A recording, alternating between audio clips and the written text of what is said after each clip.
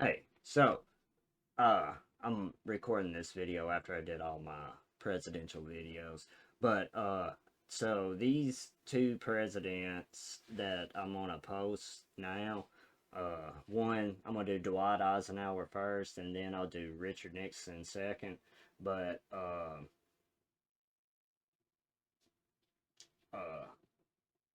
enjoy the grave warnings that we have.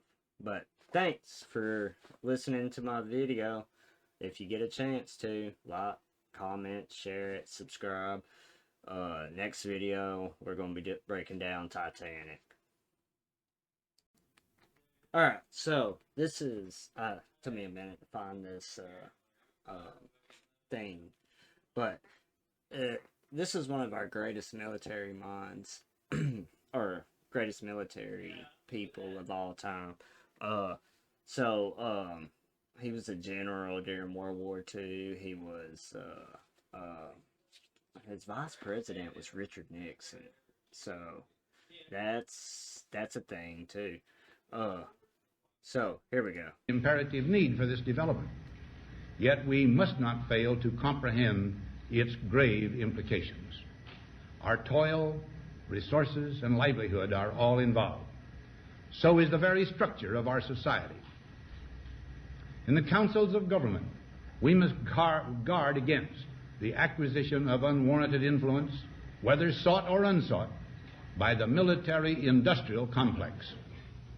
The potential for the disastrous rise of misplaced power exists and will persist. We must never let the weight of this combination endanger our liberties or democratic processes. We should take nothing for granted. Only an alert and knowledgeable citizenry can compel the proper meshing of the huge industrial and military machinery of defense with our peaceful methods and goals, so that security and liberty may prosper together. Akin to and largely responsible for the sweeping changes in our industrial military posture has been the technological revolution during recent decades. You see, this is this was a warning he gave us for this, because they've been looting our treasury since then. But this was the last time we had a full audit of Fort Knox. See how old the video is? This is 1961. This is before Kennedy took over. This right here was the warning that was given to us. But as you see, with that, our politicians got compromised. So they uh, they want to go to war with anybody, and they don't think we can be defeated. But yeah, this right here is a very grave warning too. It's a crazy warning because he just predicted a lot of the future. See what we're going through now? We have in the military industrial complex, Raytheon, Lockheed Martin, General Electric, all these big companies that are actually have compromised our politicians. So this is probably one of the reasons why we had to leave the gold standard, because we couldn't uh, uh, we didn't have enough gold in Fort Knox for, like, see, we had the war on poverty, Medicare, Medicaid, Vietnam, right after all this. So this is something to think about. So, in my next few videos, I'm going to break down the Titanic when it went down. So, the reason why it went down, a conspiracy. Is it a conspiracy? You answer to me in the comments, but I'm looking forward to doing the Titanic commercial. I mean, not commercial, the Titanic video, because I'm going to go more into depth with, uh, the insurance fraud. Maybe it was the insurance fraud.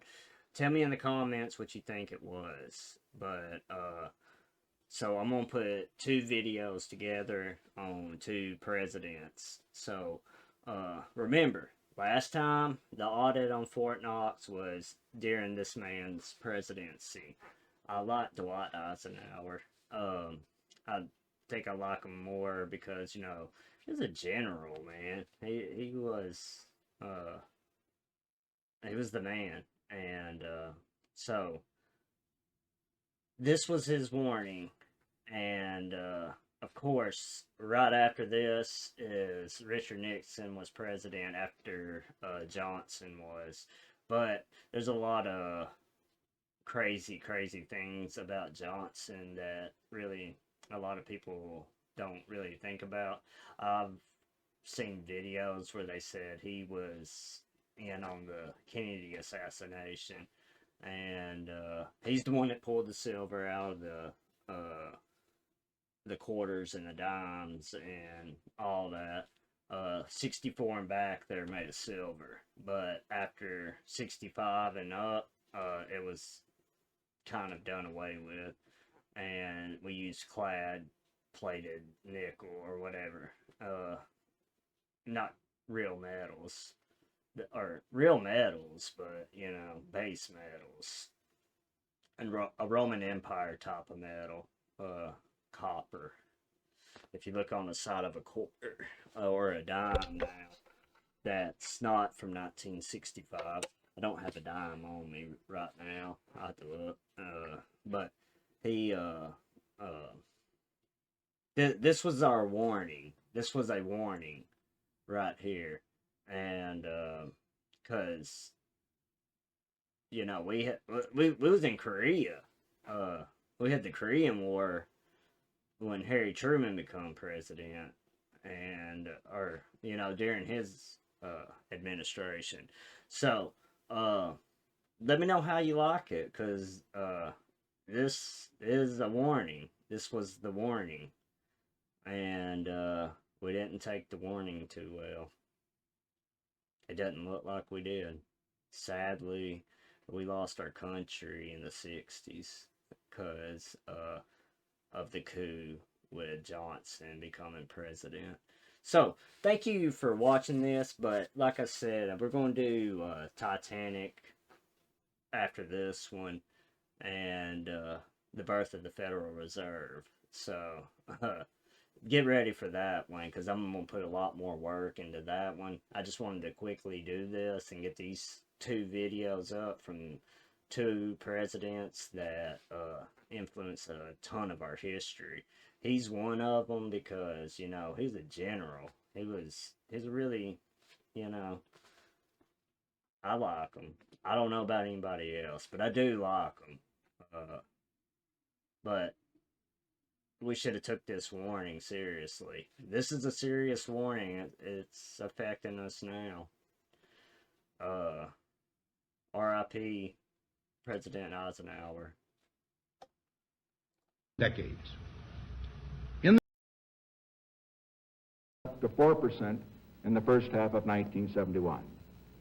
But just as is the case in our fight against unemployment, we can and we must do better than that. The time has come for decisive action, action that will break the vicious circle of spiraling prices and costs. I am today ordering a freeze on all prices and wages throughout the United States for a period of 90 days. Price controls. It was devastating.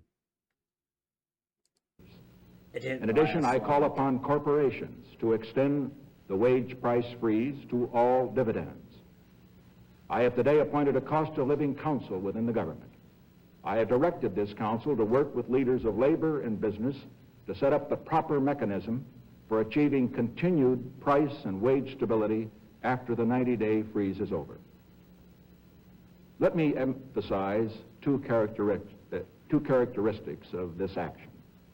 First, it is temporary. To put the strong, vigorous American... See how he said it was temporary? This is number one. These are wage and price controls. This is the first thing he said. Let's keep going. It gets crazier as he talks, but here we go. American economy into a permanent straitjacket would lock in unfairness. It would stifle the expansion of our free enterprise system. And second, while the wage price freeze will be backed by government sanctions, if necessary, it will not be accompanied by the establishment of a huge price control bureaucracy. I am relying on the voluntary cooperation of all Americans, each one of you, workers, employers, consumers, to make this freeze work. Working together, we will break the back of inflation. It didn't work. It didn't work. And we will do it without the mandatory wage and price controls that crush economic and personal freedom. See, he even said price controls he was enacting. So, this is the first thing you need to pay attention to. This is August the 15th, 1971. The third indispensable element in building the new prosperity is closely related to creating new jobs and halting inflation. We must protect the position of the American dollar as a pillar of monetary stability around the world. In the past 7 years, there's been an average of one international monetary crisis every year. Now, who gains from these crises? Not the working man, not the investor, not the real producers of wealth. The gainers are the international money speculators. Because they thrive on crises, they help to create them. In recent weeks, the speculators have been waging an all-out war on the American dollar. The strength of a nation's currency is based on the strength of that nation's economy. And the American economy is by far the strongest in the world. Accordingly, I have directed the Secretary of the Treasury to take the action necessary. Here we go. This is where he admit the default. This is default number 1. Or many defaults, but this is one of the... You need to pay attention to this because listen to what he says. To defend the dollar against the speculators. I have directed Secretary Connally to suspend temporarily the convertibility of the dollar into gold or other reserve assets, except in amounts and conditions determined to be in the interest of monetary stability and in the best interest of the United States. Now, what is this action, which is very technical, what does it mean for you? Let me lay to rest the bugaboo of what is called devaluation. If you want to buy a foreign car or take a trip abroad, market conditions may cause your dollar to buy slightly less. But if you are among the overwhelming majority of Americans who buy American-made products in America, your dollar will be worth just as much tomorrow as it is today. The effect of this action, in other words, will be to stabilize the dollar. It didn't stabilize. Now, this action will not win us any friends among the international money traders. No, because it was a default. But our primary concern is with the American workers and with fair competition around the world. To our friends abroad, including the many responsible members of the international banking community who are dedicated to stability and the flow of trade, I give this assurance. The United States has always been and will continue to be a forward-looking and trustworthy trading partner. In full cooperation with the International Monetary Fund and those who trade with us, we will press for the necessary reforms to set up an urgently needed new international monetary system. Stability and equal treatment is in everybody's best interest. I am determined that the American dollar must never again be a hostage in the hands of international speculators. I'm taking one further step to protect the dollar, to improve our balance of payments, and to increase jobs for Americans. As a temporary measure, I am today imposing an additional tax of 10% on goods imported into the United States. Tariffs. Tariffs. These are tariffs. This is a better solution for international trade than direct controls on the amount of imports. This import tax is a temporary action. Temporary. Remember, he says temporary during this whole thing. Like the suspension of the dollar into gold or any reserve asset to defend the dollar against the speculators. They were speculating that we drained our gold supply. There's another video that we're going to go into, but we'll get into it in a minute. It isn't directed against any other country. It's an action to make certain that American products will not be at a disadvantage because of unfair exchange rates. When the unfair treatment is ended, the import tax will end as well. As a result of these actions, the product of American labor will be more competitive, and the unfair edge that some of our foreign competition has will be removed. This is a major reason why our trade balance has eroded over the past 15 years. At the end of World War II, the economies of the major industrial nations of Europe and Asia were shattered. To help them get on their feet and to protect their freedom, the United States has provided, over the past 25 years, $143 billion in foreign aid. That was the right thing for us to do. Today, largely with our help, they have regained their vitality. They have become our strong competitors, and we welcome their success. But now that other nations are economically strong, the time has come for them to bear their fair share of the burden of defending freedom around the world. The time has come for exchange rates to be set straight and for the major nations to compete as equals. There is no longer any need for the United States to compete with one hand tied behind her back. The range of actions I have taken. So, you see what he did? You see how this speech was very wordy. So, there's another one from one of our greatest presidents. His name is Dwight Eisenhower. This was his farewell speech